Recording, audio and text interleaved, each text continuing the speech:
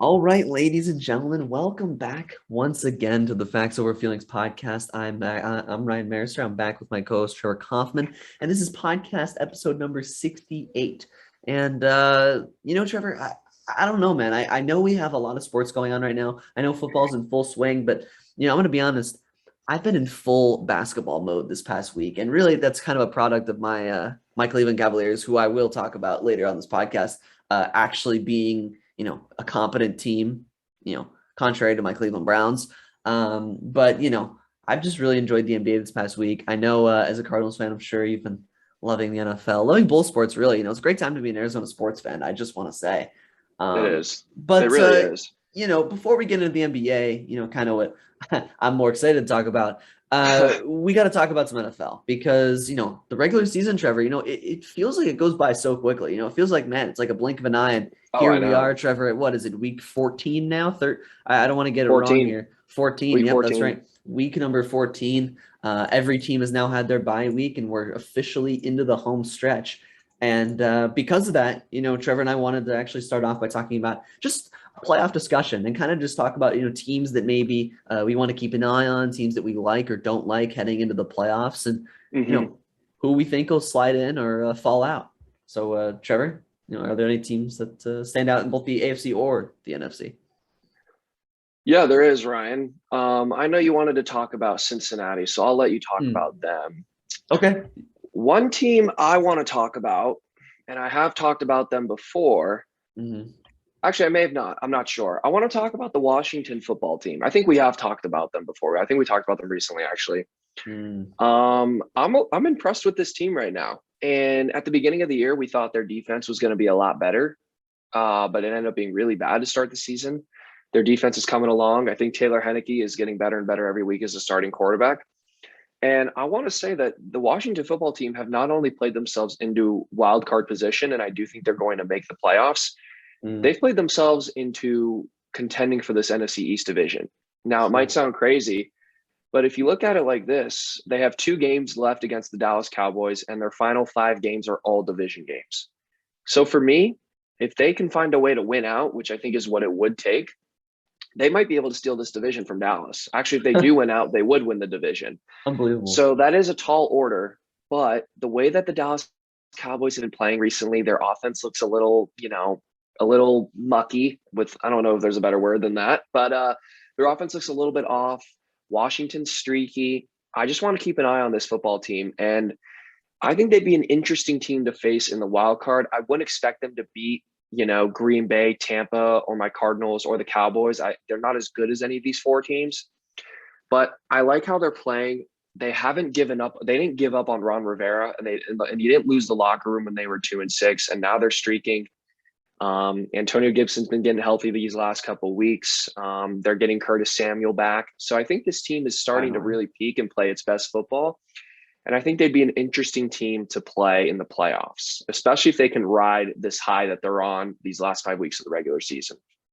Yeah, I totally agree with you. I mean, look, they're getting hot at the right time. I mean, as you said, they're really entering their divisional matchups right now. And, this matchup with Dallas this weekend, Trevor, is probably, I don't want to overstate it, but it really could decide their season. I mean, right. If they win, It does. if they win this game, all of a sudden, like hold on here. Can they actually beat Dallas in this division? If they hmm lose, it's Dallas's division. Like, let's not pretend. Right. But look, like, yeah, they're getting on at the right time, and credit to them. They've beaten some really quality teams. Trevor, Carolina's no slouch. They beat the Raiders, the Seahawks, who aren't great this year, but they have Russell Wilson, and they beat the Tampa Bay Buccaneers. I mean, all four They of these did. teams are halfway decent, and one of them is elite. So, I mean, look, like, they got the job done. They pulled themselves out of the gutter. And this defense, Trevor, is finally starting to show up. They haven't allowed over 21 points in any of their hmm last 5 games here, dating back to week 8.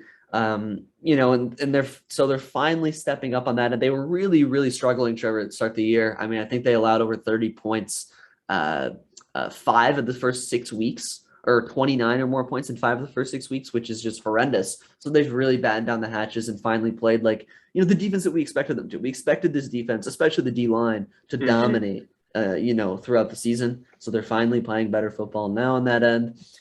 And Taylor Heineke's just a fighter, man, and like, I think Trevor and I talked about this before, but seriously, he's just so easy to root for. He seems to just lay it all out on the field. He seems to just kind of find a way. It might not be the most Hmm. conventional thing. It might not be the play that Ron Rivera drew up in the huddle, but he gets it done. And that's what we've seen from these past few weeks. That's what we see from him time and time again. And Hmm. I like this team. I think that they definitely have a chance if they make the playoffs to maybe make an upset. I mean, they almost beat Tampa Bay last year, and they won the Super Bowl. So I mean, who's to say they can't do it this year? So I think they definitely stand a chance. I like that you brought them up. But Trevor, the team, as you said, that I want to talk about was the Cincinnati Bengals because look, I talked about them last week, Trevor. Remember, I said they could easily lose these next three games. I said I think they lose at least two of the three. And Hmm. so far, it's looking like I'm going to at least be right on those two of the three because they lost in really dominating fashion, to They the played a Los really Angeles bad Chargers. game. Trevor, They look, played like I poor. said, the Bengals either show up really good or really bad. And when they play a halfway quality team, most of the time it seems like the bad version shows up. I mean, you saw them against the Chargers. They got Hmm. absolutely destroyed. I think they're down 24-0, Trevor, at one They point in that were. game. So really, that game was pretty much out of reach. I mean, they lost by 19, but it didn't play that close for the majority of that game. For me, I mean, playing San Francisco, Trevor, this upcoming week, I just that's a scary game because San Francisco is playing really good football now. They're finally coming together on both sides of the ball. Jimmy G, as I said, I believe last week, he's finally playing better, throwing passes down the field consistently. Hmm. Better than most quarterbacks. Their run game's firing on all cylinders. Their defense is improving, and it's been good this whole year, but it's getting even better. I think they lose that game, and then they play in a hostile environment in Denver, which like Denver's not too bad. Their defense is elite, so in Denver is going to be a tough one. So look, I stand by what I said. I think they can easily lose those three games. I think they probably lose the next two, and then Trevor, it doesn't get any easier. After that, they play the Ravens, the Chiefs, and the Browns. I mean, these are three teams who they can easily get blown out by all three. And I Hmm. just I worry, if I'm Cincinnati, can I even get two wins in these last five games here?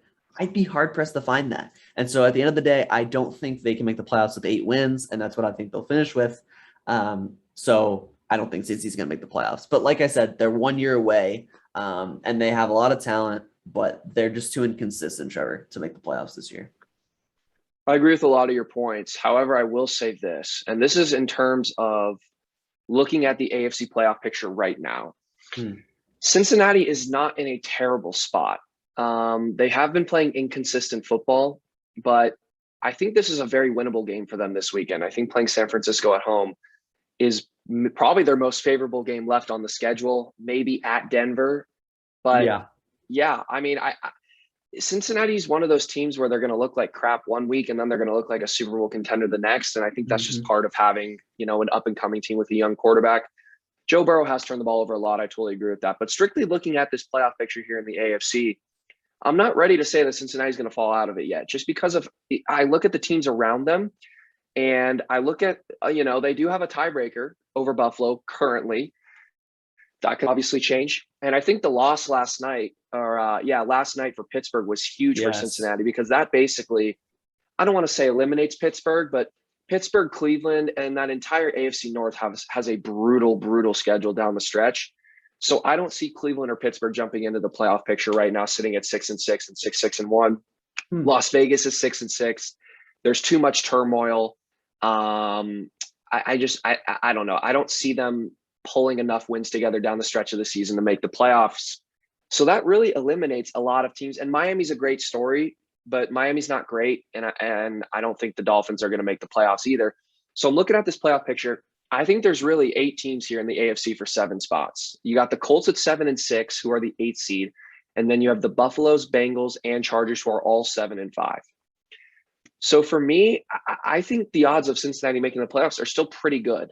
Um, they might be the odd team out. They're probably the worst team of the four, but I Hmm. do think the way they've been able to look so dominant enough of the weeks of the season, I think they can pull together 2 or 3 wins out of these last 5 games. I think they're going to beat San Francisco this weekend.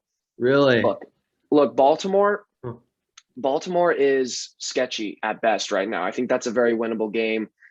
Your Browns have their number. I don't feel good about that one. And I forgot their last two games. The Broncos and the The Chiefs. Chiefs.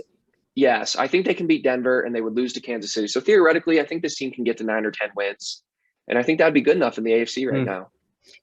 Yeah, I don't Real know. quick, go ahead. No, Sorry, go go ahead. ahead.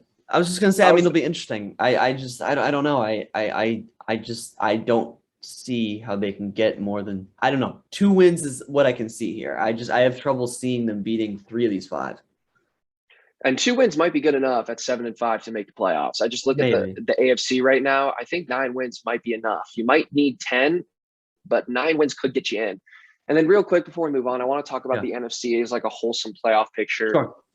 Sure. Clearly there's the 5 teams at the top. The Cardinals, the Packers, the Bucks, the Cowboys, and the Rams. And the Cardinals really have a chance to lock up the division tomorrow night. I shouldn't say tomorrow night, Monday night against the Los Angeles Rams. And I do think we will win that game. I'm concerned, though, as a Cardinals fan, and here's why. Green Bay and Tampa Bay have pretty soft schedules down the stretch. Tampa Bay plays Buffalo, and then other than that, it's not a lot of hard games. Green Bay has to play, they have to play Baltimore and Cleveland, but neither of those two teams are playing great football right now. So as a Cardinals fan who still has to play the Cowboys and the Rams and the Colts, I'm concerned that we might fall out of that 1 seed. I'm not too concerned about the division right now. Finally, don't count Minnesota out yet. I know they had a crazy loss to Detroit, but they're getting healthy on the defensive side of the ball. I think they could also sneak in the playoffs, and they would be an interesting team to face in the wild card just because every game they play is close. But I don't know if you have any thoughts on the NFC round before we move on. Yeah, I mean, I don't have too many thoughts other than like, wow. Like both of these conferences, Trevor, they're so jumbled. I mean, look at this. I mean, Jumbled. It's unbelievable. I mean, you look, as you said, those top 5 after that. I mean, look at this. Washington, San Fran, Minnesota, Philly, Carolina. I mean, yeah, there's like 7 teams there within a game. A lot of these teams are spot. right. They're right there. I mean, even Atlanta and New Orleans have a chance to make the playoffs. I mean, Atlanta has a point differential of negative 116. Negative 116. And they could make the playoffs. It's unbelievable. I mean, wow. So, in all reality, look, you've got all these teams competing for these spots. I actually think, Trevor, if I had to put money on it right now, I would say that the 7 that are in the playoffs make the playoffs. I think Washington gets in. I think San Fran gets in. I don't think Minnesota will make it in. I just, you talk about inconsistent and like, wow, Minnesota. That game last night. Year after year, though, Trevor, like it seems like, man, like they could have won 3 or 4 of their losses super easily. I mean, they always have so many of these just brutal losses. I don't trust this team to win when it matters. Philly, I honestly think that they're overrated at 6 and 7. Don't really trust them on either side of the ball. And Carolina just doesn't have an offense. So, I think that San Fran and Minnesota are the two, or San Fran and Washington are the 2 teams that are going to make it in. I think they're the most balanced on both sides of the ball, and I think they have the best head coaches out of the bunch. Yeah, I actually completely agree with you there. I have nothing to argue. Those were pretty good There points. We go. Yeah, no, I think so. So I don't know, Trevor. I think are we good to move on? I just want to say those AFC wildcard matchups would be absolutely fantastic if they were to stand. Buffalo at Tennessee, Cincinnati at Baltimore, Chargers at Kansas City. I'm praying those are the wildcard matchups, but we can move on. From that, Ryan. No, that would be quite interesting. But yes, I think let's move on and talk about just some other teams or / games, like if we want. I know we've talked about some teams already, but we do have some more to get to here, Trevor. I know you have a couple games, or I think we both wanted to talk about both of these games that you have for us today. Why don't you start us off by talking about the Ravens Steelers, from the past week. What are your thoughts on this game? Great game, rivalry game. Obviously, Pittsburgh already played again. They played last night and lost to Minnesota in dramatic fashion. Mm-hmm. I want to focus more on Baltimore. I'm just concerned because they are completely obliterated on the defensive side of the ball. No Marcus Peters. They lose Marlon Humphrey. They've lost Derek Wolfe. They've lost somebody else. They have no corners, put it that way. Yeah. And Lamar Jackson is turning the ball over way too much. Now, early in the season, they were getting away with these games just because Justin Tucker is amazing and he can make 66-yard field goals and bail you out. But for me, the Ravens are really concerning. And even if they win the division, I think they're a one and done in the playoffs. They have they have 18 players on IR. I just don't know how you overcome that. And I think John Harbaugh has done a really good job. Don't get me wrong. I think this entire coaching staff has done a great job keeping this team afloat. But at the end of the day, that was a game that, going into the fourth quarter, they probably should have won on Sunday. But Yes. their defense let it go. Lamar Jackson, missed that throw to Mark Andrews. I know he probably could have Oh, reeled it in, but it was a bit of an off throw. horrible throw. And the Ravens, to me, are just in a little bit of trouble. They have a tough schedule down the stretch. They still got to play Green Bay. They still got to play some division games against Cincinnati and Cleveland. So for me, Baltimore is a sign of concern. And Pittsburgh, obviously, this was a great win for them. I thought this might have boosted them back into playoff position, but then they lose last night, and now they're back to 6-1, and I think they're in a lot of trouble as well.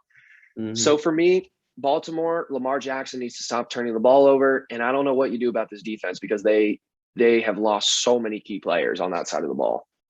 Yeah. So, Trevor, you have some good points here. And I kind of want to start off by saying, like, I look at this AFC North and I don't know who's going to win this division. I mean, I really don't. I really don't think. Hey, what if any the of these Browns get teams- hot? What if the Browns get hot? Well, that's what I'm saying. Like, it's unbelievable. It's crazy because I don't think any of these four teams are really scary. They're all good teams. They all have the ability to be great. All four of them. They all have the ability to also play really, really poorly. And we've seen that out of all four of them throughout the year, right? So, I mean, let's face it, the Ravens should have lost to the Browns 2 weeks ago. Lamar Jackson had, 4 interceptions? I mean, unbelievable. You're right. He's had some massive trouble throwing the ball. Or the Browns just had a quarterback. Stop. Okay, there's more. There's more than just that, but we're not going to get into that now. That's definitely a contributing factor. I will say though, Lamar Jackson, Trevor, against the Steelers got sacked 7 times. I mean, like that coupled with the turnovers is just unacceptable. It really is. That's just not going to fly. At the end of the day, there's 2 things I want to talk about the Ravens and their offense. One, Lamar Jackson. I thought he was making strides as a thrower, Trevor. But this last month or so, I mean, I've grown concerned. The turnovers are one thing, but when you're missing key throws, easy throws in crunch time, I mean, that's just brutal. I mean, Trevor, you said he, was a little bit off to Mark Andrews. No. That was not a little bit off. That was a horrible, horrible throw. Okay, it was a 2-point conversion. It was one of the simplest throws a quarterback has to make. Okay, Mark Andrews is open. And you barely even hit him. Well, I mean, look, TJ Watt was running at him in his face. I think he got a little bit surprised and he threw the ball a little too hard. Look, Mark was way behind him. It was behind him. It was way in front of him. It was in front of him. It was way in front of him where Andrews had to reach out and grab it. Fingertips. I think if that ball's 6 inches to a foot, more on target, I think Andrews brings it in with the one hand and maybe a little bit more floated to make it easier on him. Got to make that throw. I agree. She probably should have made the throw. I agree. So you have to make that throw. Okay, you just do. As a good quarterback, and especially as a great quarterback as Lamar is regarded as in this league, you need to make that throw. Secondly, I don't want to hear anyone complaining about Harbaugh going for 2 on that play. Look. Actually, there's a great decision. Look, you play to win the game, and not only that, he has trusted Lamar Jackson to win games multiple times throughout his career, and it's paid dividends most of the time. This time it didn't work out, but I wouldn't stop doing that. I think that's the move. Your defense is decimated. That. And, you don't want to take it to OT. You want to try to win it right here. And, I think that was a great choice. It was similar to, I forget who they were playing, but the Bills went for it on a 4th and 1, Trevor, on like the 5-yard line. It was Tennessee. Yeah, and they didn't get it, but I love that they tried to go for it and put it all in their elite quarterback's hands, because that's what you do in this league, Trevor. You give the ball to your elite quarterback in 4th and short or a 2-point conversion, and you give them the chance to win you the game.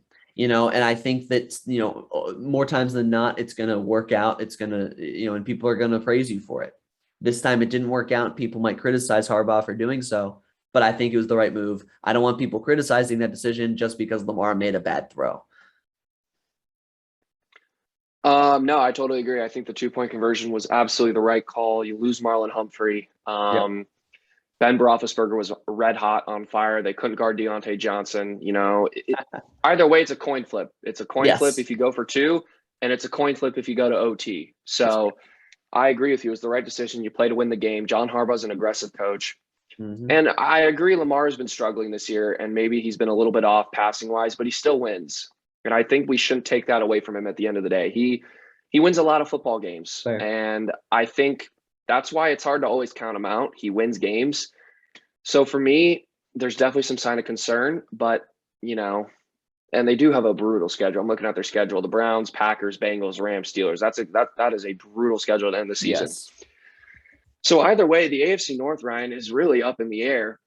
And if your Cleveland Browns can figure it out on offense, you guys might just have a chance to win this division, but that's besides the point. I know you wanted to talk about another game, Ryan, so I'll let you take it away. Yeah, no, I'll go ahead, but just one thing. I mean, wouldn't that be something if the Cleveland Browns could come back and somehow steal this division out from underneath everybody else? But look, Trevor, I'm not going to get my hopes up. I'm as Just don't have the quarterback to do it. I'm as disappointed as anyone. I'm gonna okay. We'll talk about the Browns after we beat the Ravens, but I'm as demoralized as anyone could be. I'm strictly a Cleveland Cavaliers guy right now. No Browns for me. It's too hard to watch. But anyway, Trevor, look, I did want to talk about another game.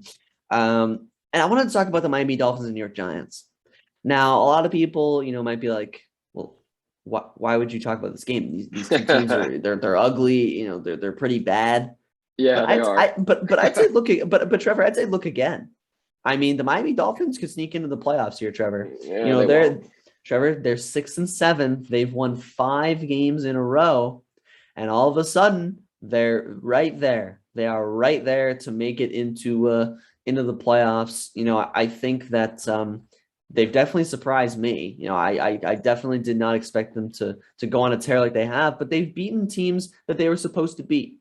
They beat the Texans, they beat the Jets, and then they beat the Giants, they beat the Panthers, all teams they were supposed to win against, and they won in pretty convincing fashion, beating all of these teams by double digits.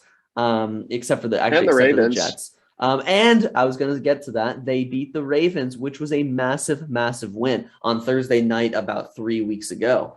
I just think this team is finally regressing back to the mean. And when I say that, I mean, they're finally coming back to, the team that we kind of thought they would be, right? We thought they would be, probably a 500 team, maybe competing for the wild card, a team that could beat some good teams, lose to some bad teams.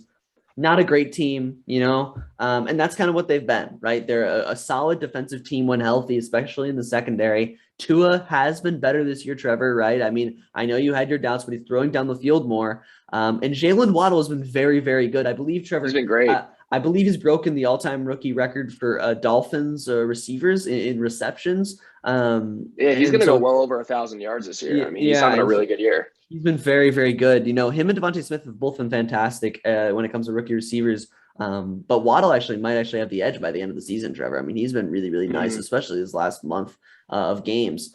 But really, at the end of the day, I just want to talk about this team because I think that, they're a surprise. They're still flying under the radar, Trevor.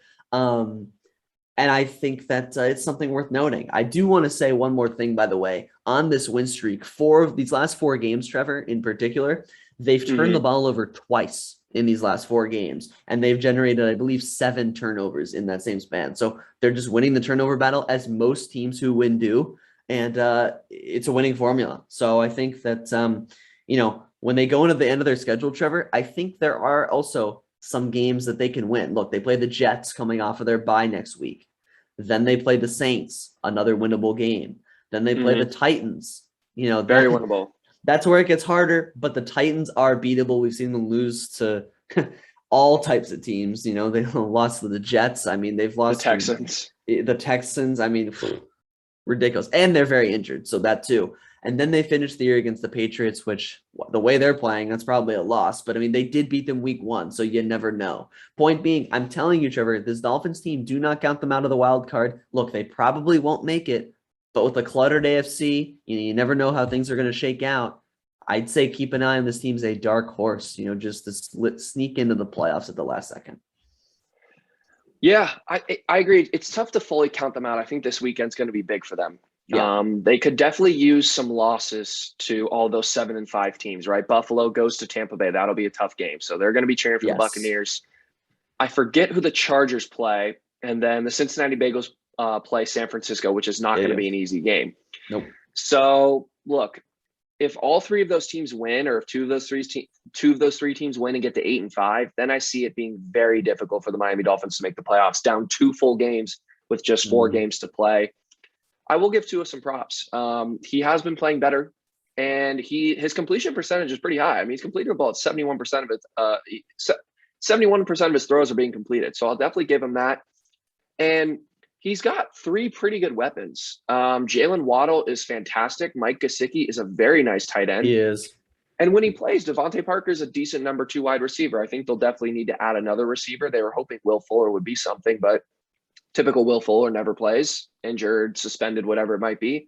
Yeah. So for me, the Dolphins, even if they don't make the playoffs this year, they're definitely going to have a lot of momentum being carried into next year. And their defense, it was great last year. It's playing a lot better during this win streak.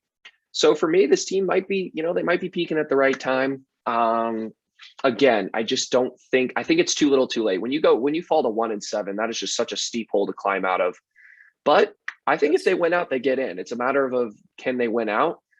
So we'll see. Wouldn't that be a story, by the way? I mean, it'd be an amazing story. You win your final 9 games to make the playoffs. That would be incredible.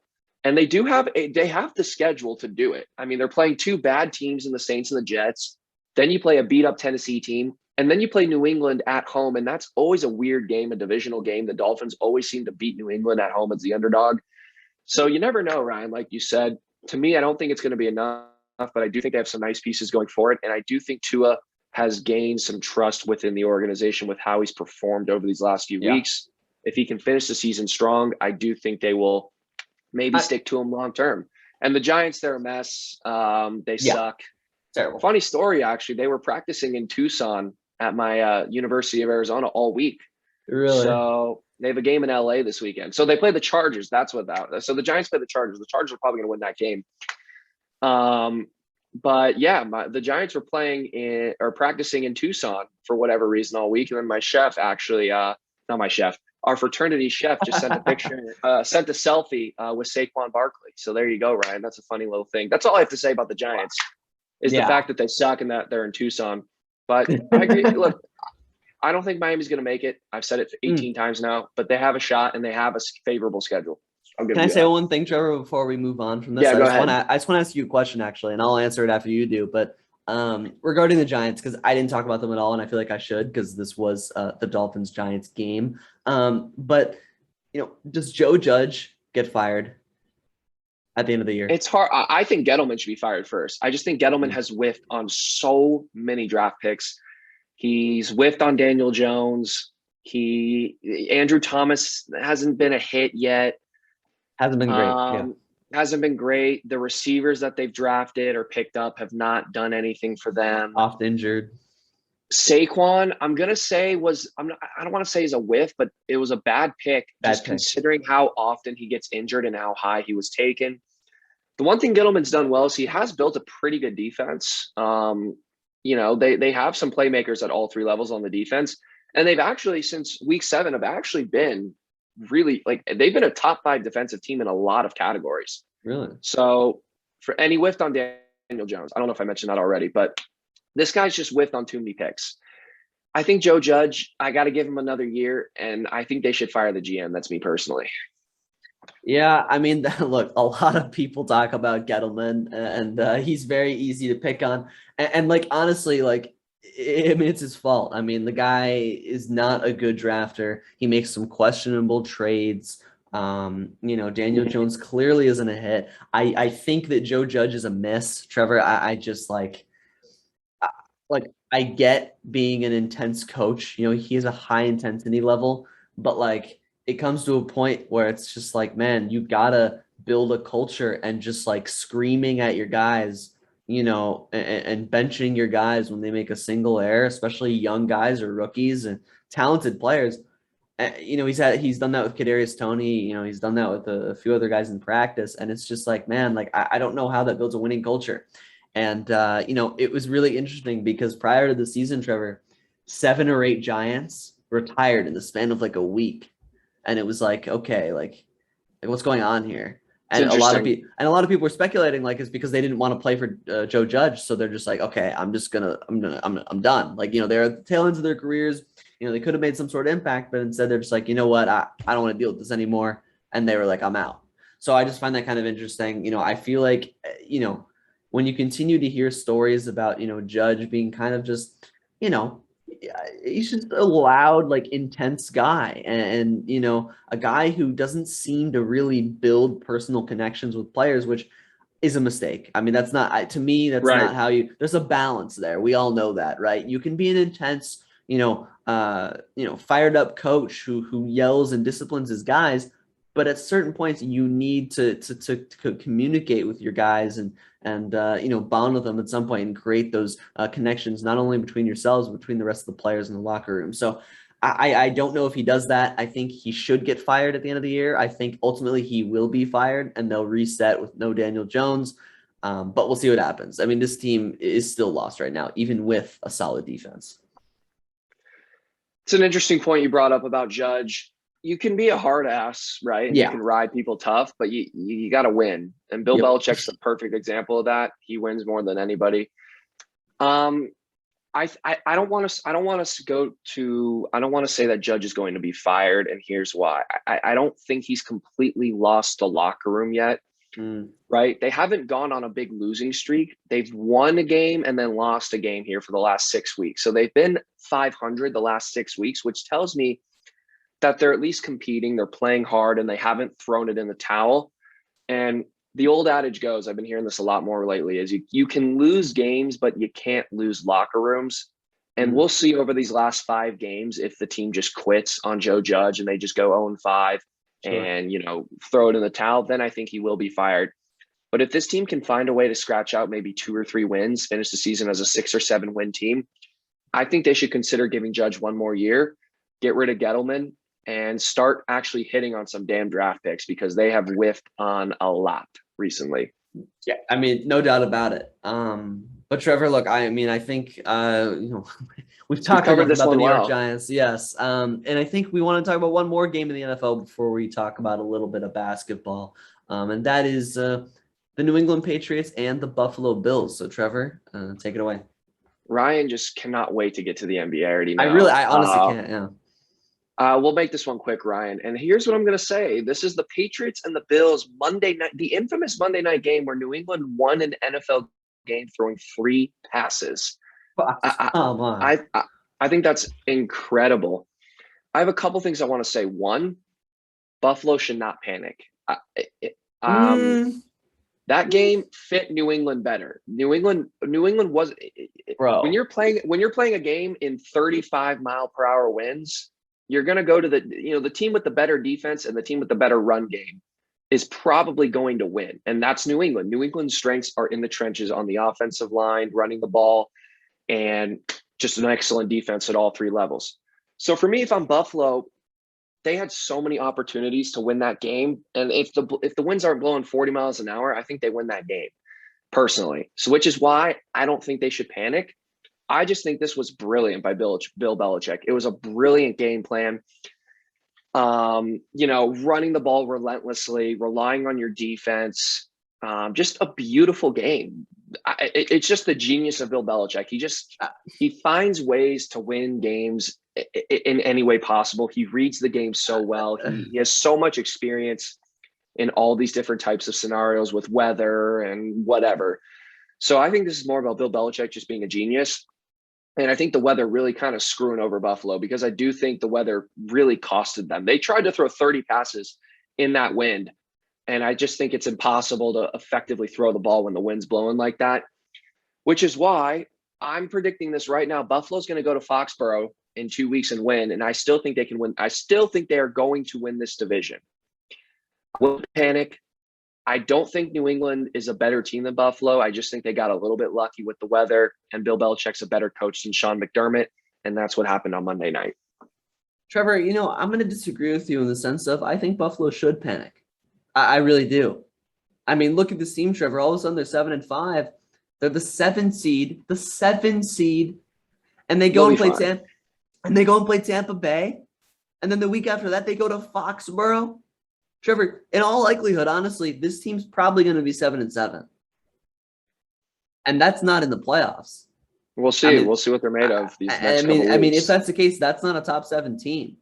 So if I'm Buffalo, I'm pretty concerned right now. And look, like, I'm going to disagree with you. Let's not guess. I think we're gassing up Bill Belichick a little too much here.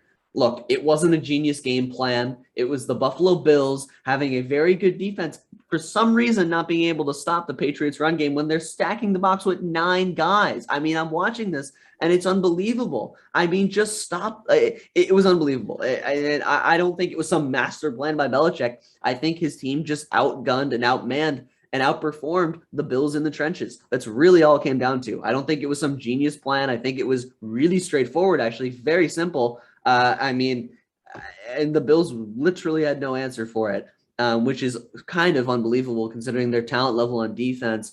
Being top 5 in run defense this year and just not seemingly being able to get a stop when they needed it. I don't think it was some crazy plan. I think Buffalo should have won the game. I mean, Buffalo missed the field goal that I think would have been the difference maker, seeing as they were inside the 20-yard, 30-yard line at the end of the game. They could have easily been able to kick another field goal there. The whole game would have changed if Bass hadn't missed that 33-yarder. So, I think that was massive. I think that Josh Allen, they had a terrible penalty near the goal line. Allen took a terrible sack. There were just a lot of little things where, like, Buffalo doesn't make those mistakes 95 times out of 100. And I think that, they easily could have won this game. So, like, you're right in the sense of Buffalo shouldn't be worried because, like, they really should have won this game. But also they should be worried because they lost this game. Now they're teetering on the edge of the playoffs and they're playing some 2 quality teams the next 2 weeks. So I would be concerned in that sense.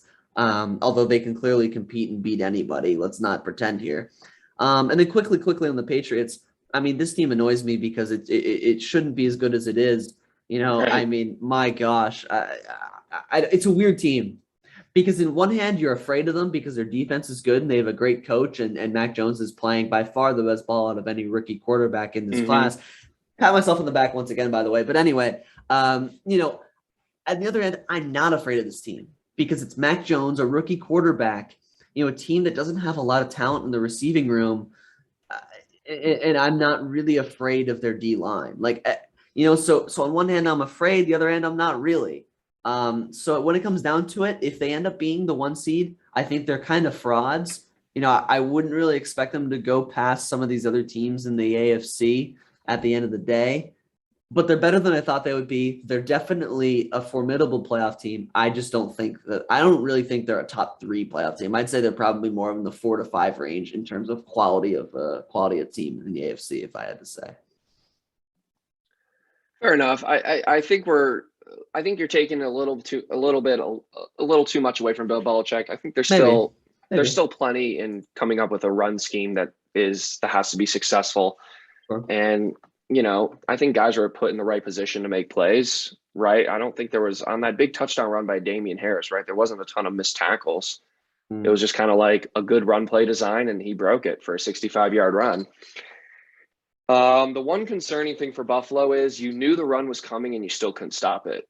And I think that was the most concerning thing about that game. I think by the second or third quarter, you should have picked up on the fact, probably in the second quarter, you should have picked up on the fact that Bill Belichick was not going to throw the ball, and he didn't. He threw the ball 3 times, which is unheard of. But Ryan, with that being said, I think it's time that we go to the NBA. I'll let you take it away. I know you've been waiting to talk about your Cavaliers for a while now.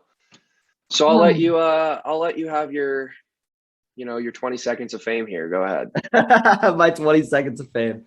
Look, Trevor, I will make this pretty brief. I have a few things I want to say. So look, first off, I didn't want to talk about the Cavaliers last week because I was like, maybe I'm jumping the gun. I've really tried to hold off on this podcast because maybe we're not that good. Trevor's made the point to me, and it's warranted. We're not that far into the season. Maybe it's just a few games where you got hot, you played some good ball, but maybe you're not that good. But Trevor, the Cavaliers just keep on doing the same thing over and over again. They keep on competing every single game. And with the second hardest schedule in the entire NBA, Trevor, The Cleveland Cavaliers are 15-12, 3.5 games out of the 1 seed in the East, and are the 6th seed as of right now. And, Trevor, it's kind of marvelous. They're beating the teams that they need to beat. Trevor, I think the Cavaliers have one loss to a team that's not in the top 15 in terms of teams in the NBA. So Cleveland is beating the teams that they are supposed to beat. They are. And while they have struggled against the top, the best of the best, losing 2 to the Suns, losing 2 to the Nets, losing to the Warriors, they've competed in all of those games, Trevor. I mean, you watched the Suns game. I've watched all of these games, and the Cavaliers are fighting tooth and nail no matter how many players are out, trying to win these games. So, and losing to the Bucks. But all these games are very close. I think that's a testament to this team, Trevor. I mean, Trevor and I have talked about this off the air, and they were, and the Cavaliers remind me and reminded Trevor, I think, I don't want to speak for you, but you said it yourself, of the Suns pre-bubble, that same season. They're a little better than that, I think, but yeah. I agree. I think that we are a little bit better, but they remind me of that in the sense of like they compete every night.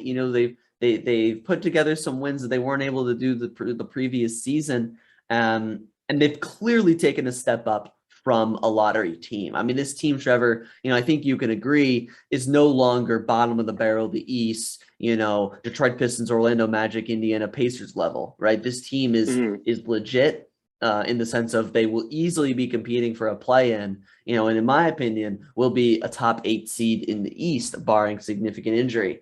And just 2 other things I want to say, the Cavs have been elite defensively. And it's really been fun to watch, Trevor. I mean, running 3 7-footers in the starting lineup has caused other teams fits. It really has. And Mobley and Allen have been sensational on the inside. We're second in the NBA in points allowed at 102 points allowed per game. I believe only behind the Golden State Warriors.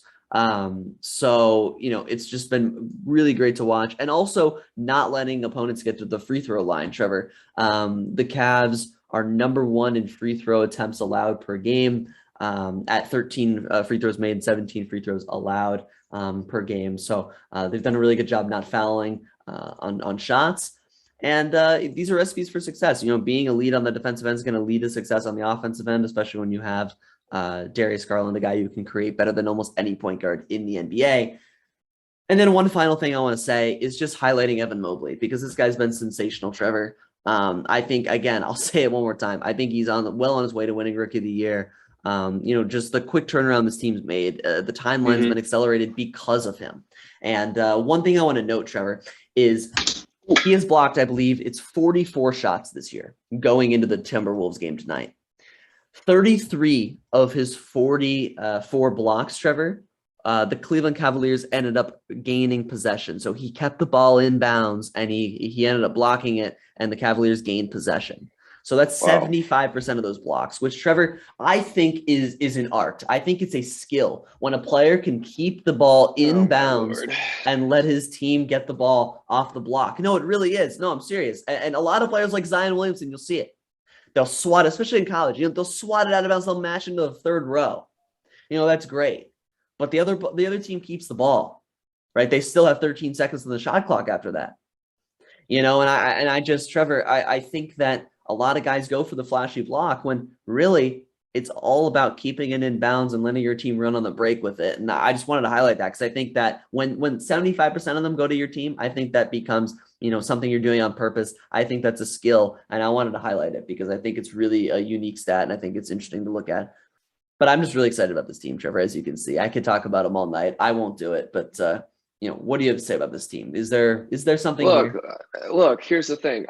What's even more exciting than that block percentage stat is how fast Evan Mobley can tie his shoes. And because he can tie his shoes so fast, Ryan, the Cleveland Cavaliers have turned into a title contender. All right, please stop this nonsense. Whoa. What do you mean? Hold on. This whole blocking art thing, please. When you're trying to block a shot on an NBA player, you're not thinking, okay, I'm going to tip it this way to keep it in bounds. No, it's all luck. Please miss me with that. Anyways. No.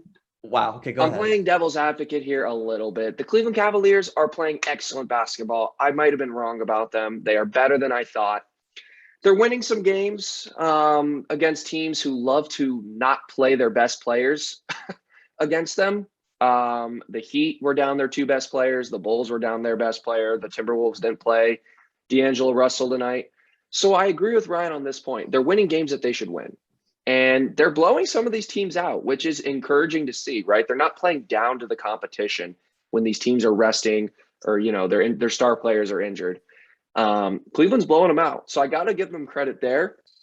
Here's what I will say. I don't know if I'm ready to go all in on this team yet. I think they're going to sneak into the playoffs. I really do. Okay. But they might have to do it through the whole little play-in thing. We'll see. I don't know. They are impressing me, though, and their defense has been very good. And when they lose, they compete really hard. I mean, they played some of these top-tier teams really close, and, they very well could have won some of those games for sure. So I will say that. Cleveland's definitely an up-and-coming team. I think they have a really nice complement of bigs, and they utilize their bigs really well. I think Lauri Markkanen was a very underrated signing for this team. Jared Allen's obviously been a home run for you guys. Evan Mobley's been a home run draft pick for you guys. And Kevin Love coming off the bench, hasn't been as bad this year. I feel like he's actually giving you some decent scoring off the bench. He gave you 18 and 13 tonight in 23 minutes. And Chetty Osman's playing well. Who would have thought? I would have thought. Everybody on this Cleveland team who played for it last year has definitely seemed to elevate their game. And then the new guys who've come in have definitely hit the ground running and have really helped, expedite the winning process. Yeah, the winning process for this team. So I'll give them credit. They deserve it. They're playing great basketball. They're probably going to make the playoffs. They're beating bad teams and they're beating good teams without their best players. So I got to admit, Cleveland's a little bit better than I thought. I might have been wrong about them. I told Ryan off the air, I said, Ryan, I need to see 40 games.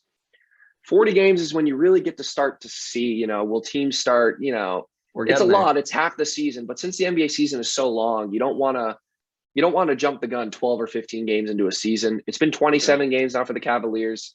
So, I'm starting to think that they might be good. They might be good. Yeah. They're no Phoenix Suns, but they're a good basketball team. I'll give you that.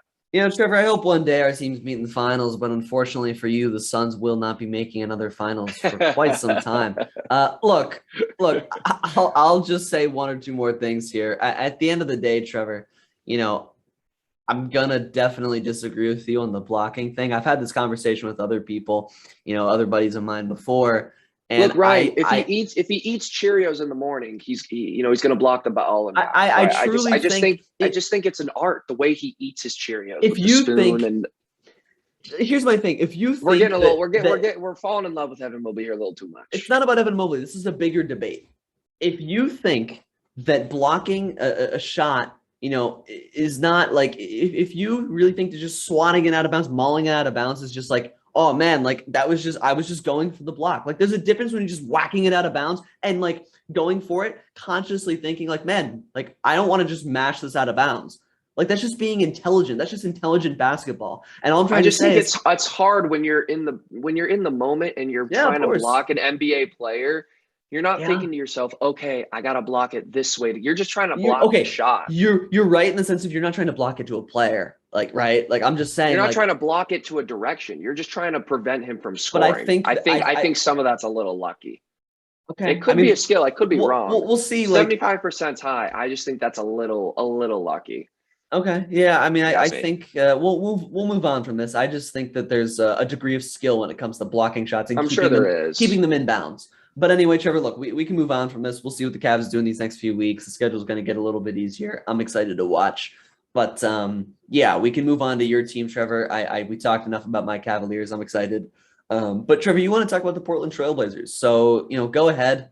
I certainly have a few things to say about this team. So I'm glad you chose them. But take it away. This team is just a mess. I don't know what happened. I thought they were. I thought they were trying to retool. They had a decent year last year, right? They were the 6th seed. I don't know what's wrong with them. I do know what's wrong with them. Damian Lillard's not playing. That's one thing. And number two, they don't guard anybody. And this has always been a problem with the Portland Trailblazers is they just don't play defense. Yep. They gave up 145 to Boston the other night. They gave up 113 to the Spurs the game before that. And now I'm hearing reports that Damian Lillard wants to play with Ben Simmons. Why? Why would anybody in their right mind want to play with Ben Simmons?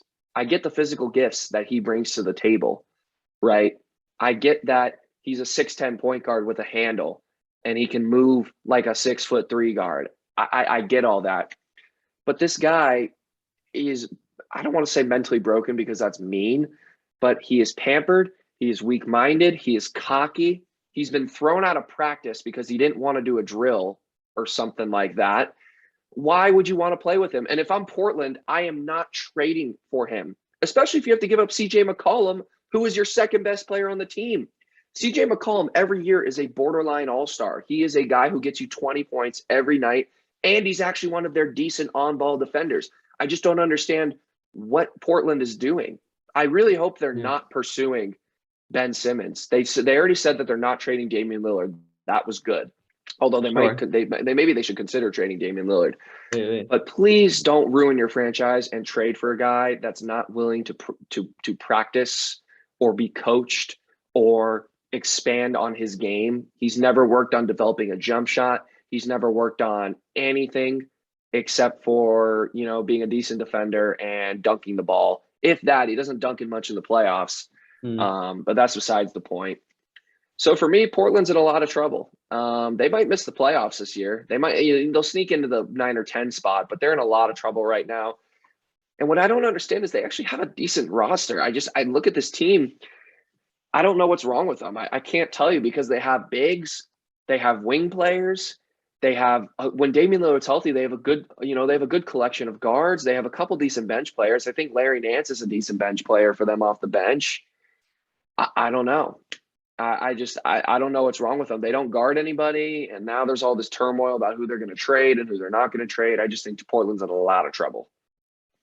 Yeah, Trevor, look, honestly, I don't have much to say about this team. I think you covered it pretty well, but look, at the end of the day, they can't play defense. You said it. This is the bottom line. Trevor, they are dead last in three-point percentage allowed.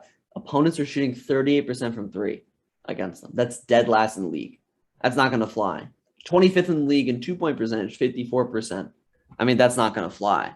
No, it's not. It's really is pathetic. I watch this team, Trevor, and I feel like there's just I'm really wondering what's going on behind the scenes.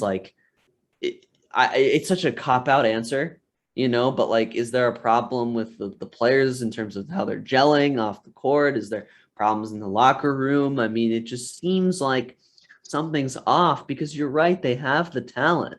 I mean, they do, right? They got Norman Powell. They got Robert Covington. I mean, they've got the guys. They have key guys who can shoot the ball well, play some solid defense, both on and off ball.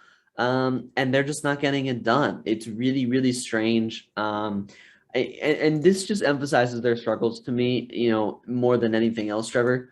They're 1-11 away from their home floor.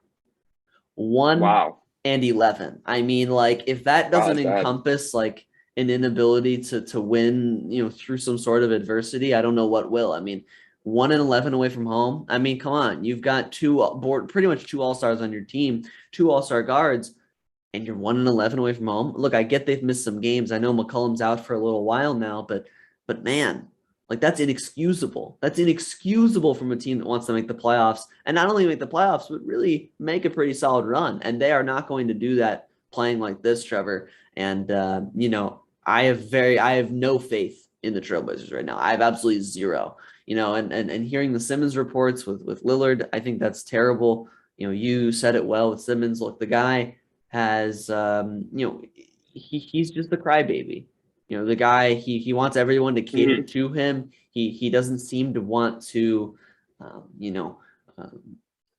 help out the organization at all. He doesn't really seem to care about his teammates at all. He doesn't really seem to care about basketball much at all.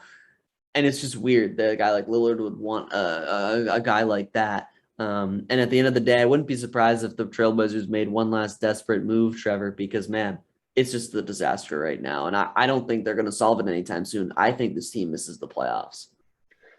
I did hear an interesting, real quick on Portland. I did hear an interesting trade proposal from Portland with Boston.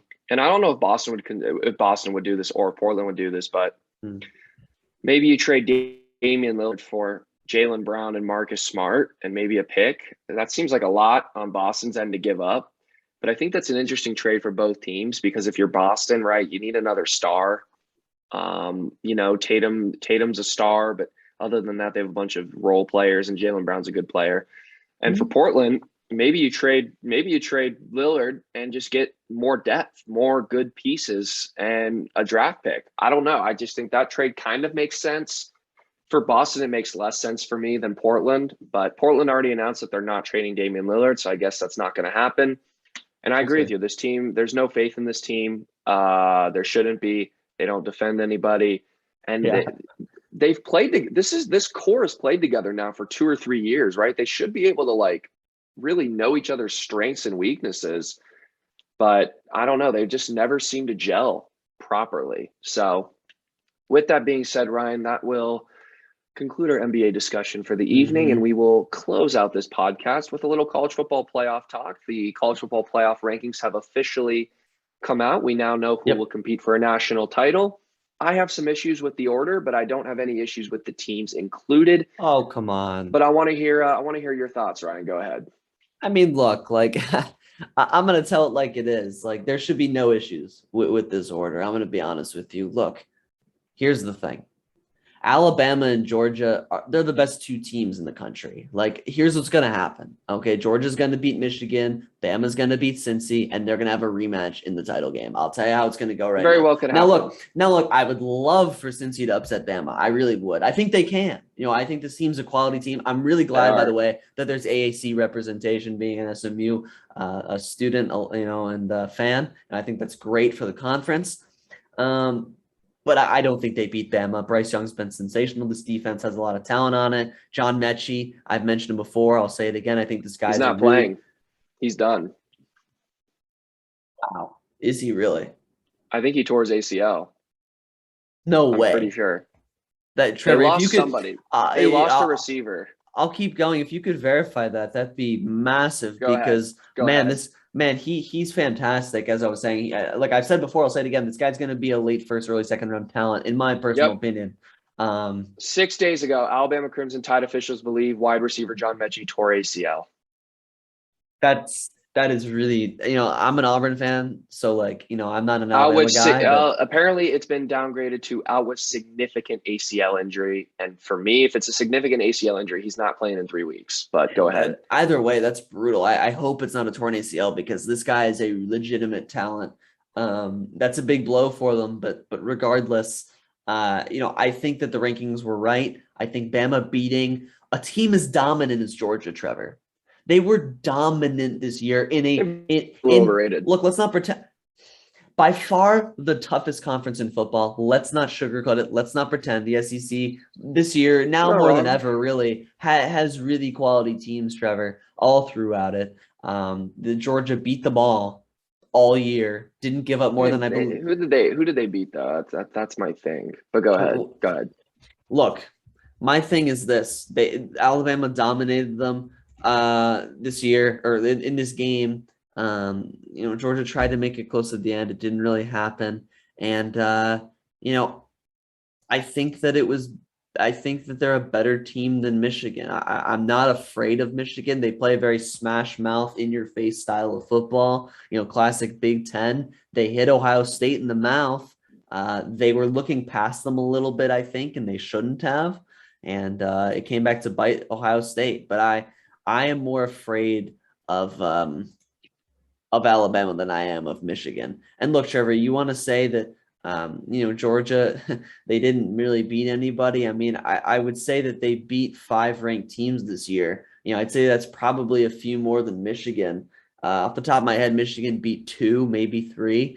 And either way, I think that the way they did it, Trevor, in absolute dominant fashion, never giving up over 17 points the entire season, it was just unbelievable. So I think they played a real offense.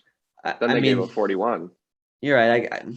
Okay. Yeah, I guess Arkansas at 37-0.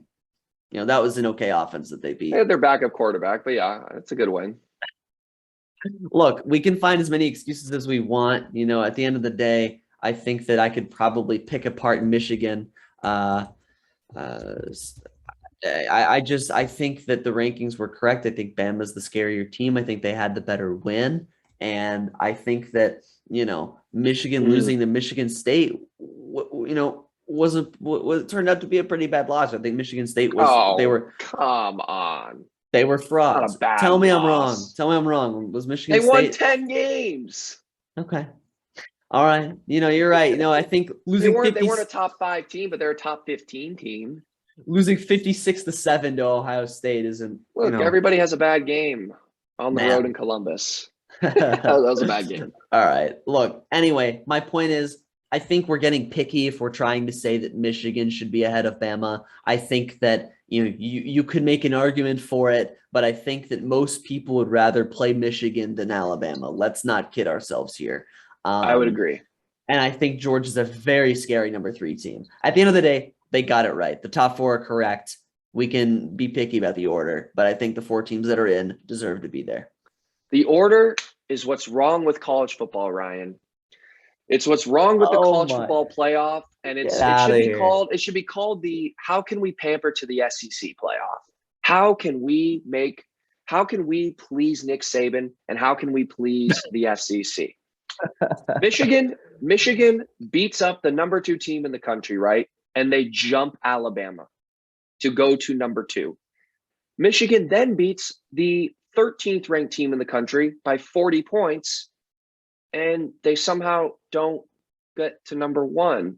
But the team that gets to number 1 plays one great game after almost losing to a 6-win Auburn team. They should have lost to a 6-win Auburn team, and beats an overrated Georgia team. I'm sorry, this Georgia team, not as good as I thought they were. I thought they were great like you, Ryan. But who have they beaten that was really good? They beat an okay Arkansas team. They beat a bad Florida team. They beat a disappointing Tennessee. They dominated a bunch of bad teams, and they barely beat Clemson, who this was probably the worst Clemson team we've seen in 7 or 8 years. I would say a lot of these teams are good, but they just had to play in the SEC gauntlet. But that's just me. I mean, the SEC East, though, is that a gauntlet? It's not as good as the West. That's fair. The SEC East is a bunch of bad teams in Georgia. Florida was bad this year. Kentucky was okay this year. It's the only other decent team. Tennessee, awful. Missouri, awful. Vanderbilt, awful. I can keep going. So for me, the order should have been, it should be the same matchups, but the order should be Michigan 1, Bama 2, Cincinnati 3, Georgia 4. And here's why I say that. Do the games matter or not? Is it just eye test? Are we just going to say, wow, look at what Bama... Do the games matter? Because the eye test says this.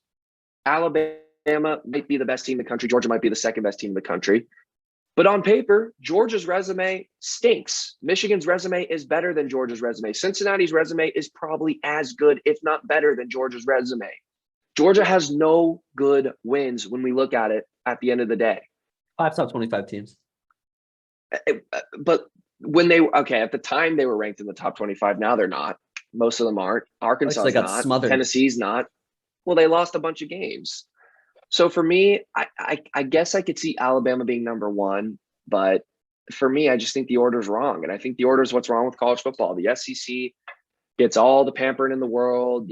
Georgia loses by 30 points. They beat nobody all season, and they're ahead of an undefeated Cincinnati team. I think it's ridiculous, but whatever. They got the teams right. The matchups would have been the same in my order, so I guess it's not that big of a deal. I am praying for a Michigan-Cincinnati national title game. It won't happen, but I think Alabama losing John Mechie will be very interesting. If I'm a betting man, I'm betting Cincinnati spread and the Michigan spread. But I do think Alabama and Georgia will win both those games. And we'll see a rematch, and Alabama will probably win because Nick Saban owns college football. Yes, Any final thoughts, Ryan? Yeah, I mean, I'll wrap it up with this. Look, Michigan didn't beat a top 25 team until they beat Ohio State on November 27th. Look, we can talk about weakness of schedule all we want. Look, they went into Penn State. That's a good win.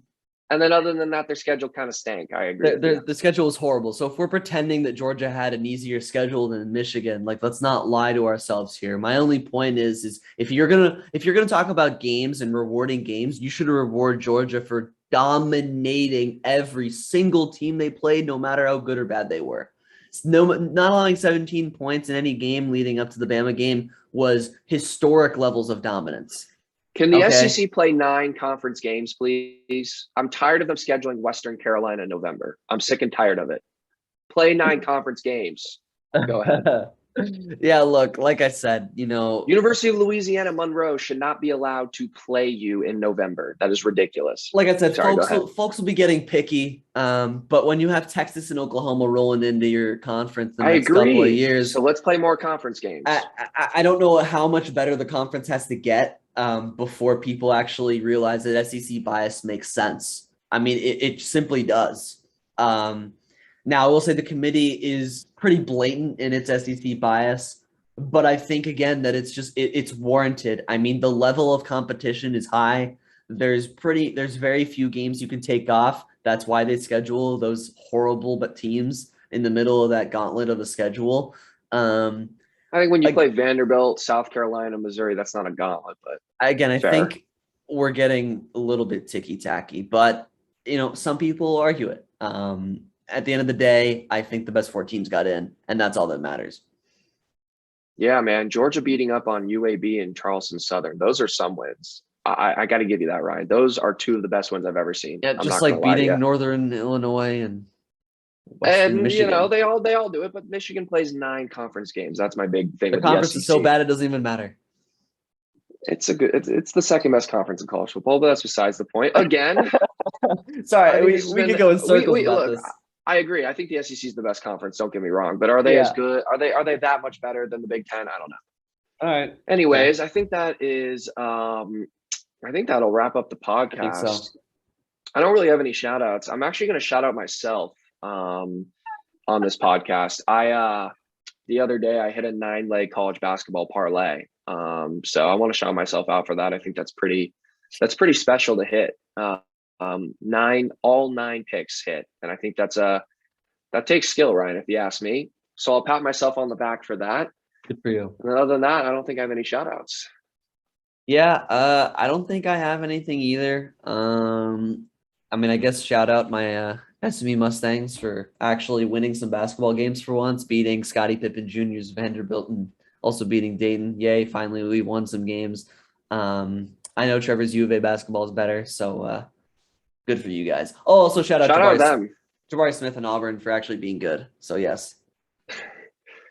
I don't want to end the podcast on a somber note, but I do want to say, hearing the sad news of Demaryius Thomas passing late last night was pretty Yes. sad.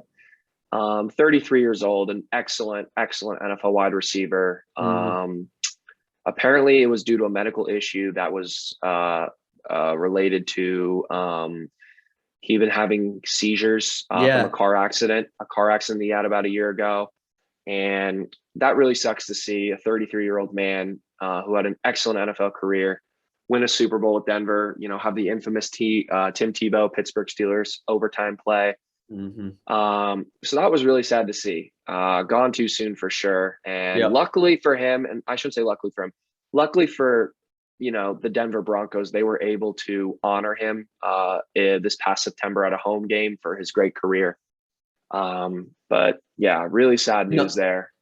Yeah, no, and I mean, just to add on that, I mean, I'm glad you brought that up because I mean, seriously, like I was shocked, like that was tragic, but